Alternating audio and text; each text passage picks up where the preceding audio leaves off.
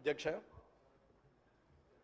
గౌరవ మర్యాదల గురించి, సాంప్రదాయం గురించి, సభా సాంప్రదాయం గురించి అందరూ రాజకీయ నాయకులం అందరం కూడా మాట్లాడుతూ సభా వేదికగా నేను తెలియజేసేది ఏంటంటే, ఎవరమైనా సరే ఎదుటివారిని గౌరవించుకుంటూ విమర్శలు, సద్విమర్శలు, ప్రతి విమర్శలు చేయాలి తప్ప భాషని ఇంకా దిగజారుస్తూ మాటలు మాట్లాడడం అనేది సరైనది కాదనేది నా అభిప్రాయం.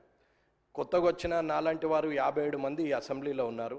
మిమ్మల్ని చూసి మేము నేర్చుకోవాలి, కానీ మీరు మాట్లాడే భాష ద్వారా ఇంకొక 4 పదాలు కలిపి దిగజారిపోయే భాషను మాట్లాడేంతటి మాటలు మాట్లాడడం బాగుండదని అనుకుంటున్నాను. ఒకరు మూర్ఖులైతే ఇంకొకరు వారికి సద్విమర్శ చేసి సరైన మార్గంలో పెట్టాలి తప్ప, ఒకరు అన్నారు కదా నేను ఇంకొక 2-3 మాటలు ఎక్కువ మాట్లాడితే నాకు ప్రజల్లో మంచి పేరు వస్తుందని అనుకుంటున్నారు తప్ప అది బాగులేదు.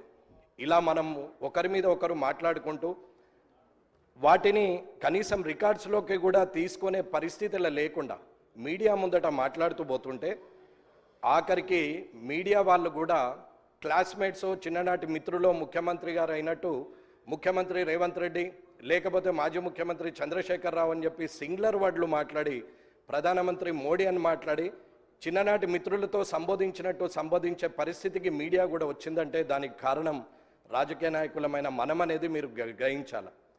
బూతులు మాట్లాడడమే రాజకీయ లక్షణం అనుకుంటే అది అవలక్షణం అనేది నా అభిప్రాయం. దయచేసి సభలో ఉన్నటువంటి పెద్దలందరూ కూడా చంద్రశేఖరరావు గారి నుంచి మొదలు పెడితే ఇప్పుడున్న ముఖ్యమంత్రి రేవంత్ రెడ్డి గారి వరకు మధ్యలో ఉన్న మంత్రులు కానీ, ఇక్కడున్న ఎమ్మెల్యేలు కానీ, కొత్తగా ఎన్నికైన మాలాంటి వాళ్ళు కానీ, రానున్న శాసనసభకు వచ్చే సభ్యులు కొత్త వారికి కూడా మంచి సందేశాన్ని ఇవ్వాలని, మంచి సభా సాంప్రదాయాన్ని ఇవ్వాలని, రాజకీయంలో మనము మంచి పేరు తెచ్చుకోవాలనేది అందరి సభ్యుల్ని నేను కోరుతున్నాను. మీడియా ముందట నోటికొచ్చినట్టు మనం మాట్లాడడం వల్ల మనల్ని మనం దిగజారుస్తూ ప్రజల్లో చెడు పేరు తీసుకొస్తున్నాం అనేది ఆలోచించాలి. ఇకపోతే హైదరాబాద్ పట్టణం వరల్డ్ క్లాస్ అంటారు, మన మాటలేమో థర్డ్ క్లాస్కి పోతున్నాయి. ఈ వరల్డ్ క్లాస్, థర్డ్ క్లాస్ని కొంచెం చూసుకుంటూ ప్రజలందరూ కూడా గమనిస్తున్నారు. కాబట్టి మీరు సభను అధ్యక్ష మీరు ఖచ్చితంగా ఇది చెప్పాల్సిన అవసరం ఉన్నదని తెలియజేస్తున్నారు. శ్రీ జాఫర్ హుస్సేన్ గారు.